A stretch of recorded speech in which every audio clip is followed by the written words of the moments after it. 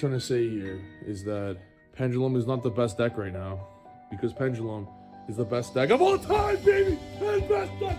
Let's go! What is up, guys? If you're struggling to make this deck or a deck I've shown, check out the card hub in the description down below, along with my Twitch and my Discord, so you can keep up to date about the channel and when I go live. And guys, it's time to play the former best deck in the world of Qliphort. Qliphort was what was like the best deck that all duelists feared before links come out, and then the deck literally fell off the side of a cliff and never actually come back again. But this is a Pendulum deck, so let's go and show the community that Pen is still the best deck. So let's get into it.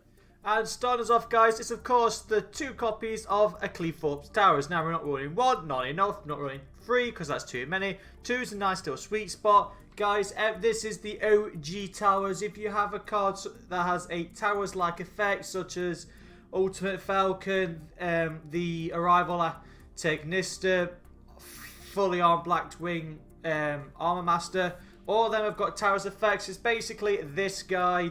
Guy is the OG guy.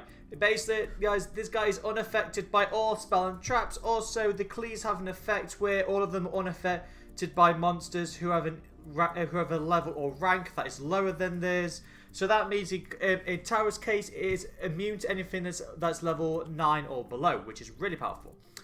And also, Towers has an effect where all special monsters lose 500 attack. In addition, you can send 1 card your opponent's hand from the hand or field to the graveyard. That's the opponent has to choose which card. So if you have 2 of them, you could send 2 monsters your opponent controls out of the game. Guys, we're running 2 cards of Ash Blossom, should be in every deck. I need I say more. I'm running more of a hand trap, more of a monster negate heavy board, because Qlis not particularly the best thing when it comes to like power. So I decided to really like focus on monster negates. So Effect Veiler, Imperm, Skill Drain, Reclate, I think it's called. All of them shut down monster effects. We want to just shut down our opponent from doing stuff and then just counter back. We've got 1 copy of Monolith and 3 copies of Scout. Now, all 4 of these cards are all searchable with Summoner's Art because they're level 5 normal monsters. But Scout is the best thing because it can search out Monolith. So, realistically, you only need to run 1 Monolith because you're already running like 7 copies of Monolith because of Scout. And of course we're running like 6 copies of Scout because we're running Summoner's Art, which can search it. Monolith's Pendulum ability lets us draw cards equal to the amount of monsters you attributed for your Qlis. So say you summon Towers, you have attribute 3 monsters for Towers, you draw 3 cards at the end phase, say no more. Scout lets us pay 800 life points to add any Qli card from our deck to our hand. That does include the spells and traps. We've got 3 copies of Carrier. Now, Carrier, along with Helix, is like the best ones you want to tribute off. So, Carrier has the effect where if you tributed this monster, you can target one monster on the field. Return it to hand like a unicorn or like a Compor, should say. This is not a once per turn. So, say you tributed all 3 Carriers, you're bouncing 3 monsters back into the hand. Really great. And all the Qlis do have the clause, guys, where you can normal summon them without a tribute. However, the levels become 4, and the original attack points come 1800. This does become a clause sometimes, because sometimes you want a tribute, but actually you just normal summon without a tribute, and yeah, you mess up your play. Sometimes it happens. I should also point out, all of the Qlis have the effect where if they're in the Pendulum scale, you cannot Pendulum summon monsters except Qlis. So that means, guys, our extra deck completely redundant. We've got Disc, because when Disc is normal summoned, or I should say when Disc is tribute summoned, get special summon 2 Qli monsters from your deck, which means you can go for more OTK plays, or you can go into Qliphort's Genius and keep going. Helix is like the other version of Carrier, but instead of monsters, it destroys spell and trap. So if you tributed 2 Carriers and a Helix, you're going to bounce 2 monsters back and pop a spell. So that's why it's really great.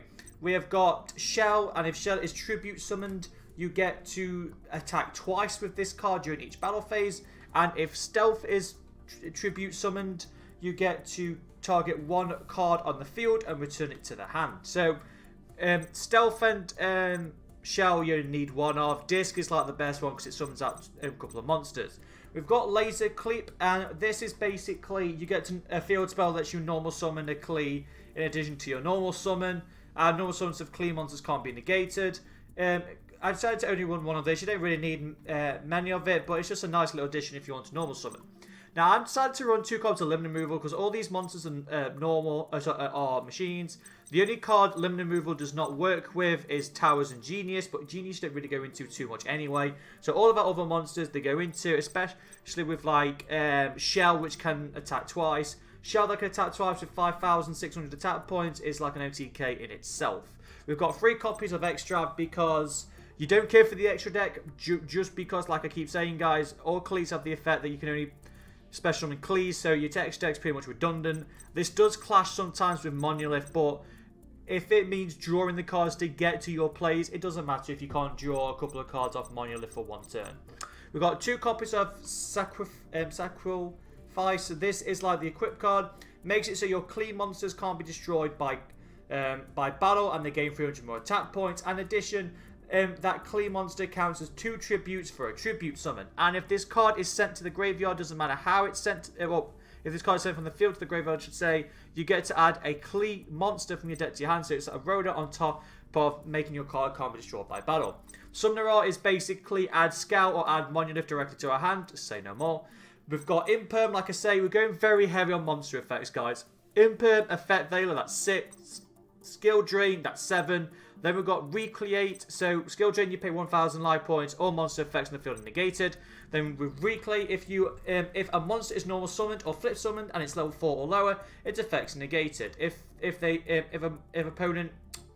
card is special summoned and is level 5 or higher, its effects are negated. Also, it's banished. So you see what I mean, guys, with the whole fact that we just want to keep they want to keep like negating monster effects. So in all grand total, we've got like 9 cards to stop monster effects. And if you do negate the Klees' effects on the field, like Skill Drain, if you normal summon them, they'll get the original attack points back and not be 1,800.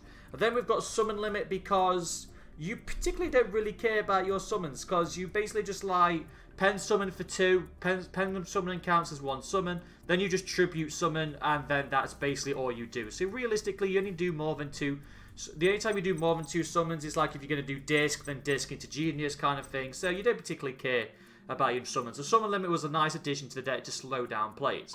Now, extra deck, guys, you could just chuck in anything. I decided to chuck in Fortress Dragon and Mega Fleet because our monsters are all machines. If you go up against Cyber Dragon, why not? You can just summon them if you've got nothing in your Pendulum Zone.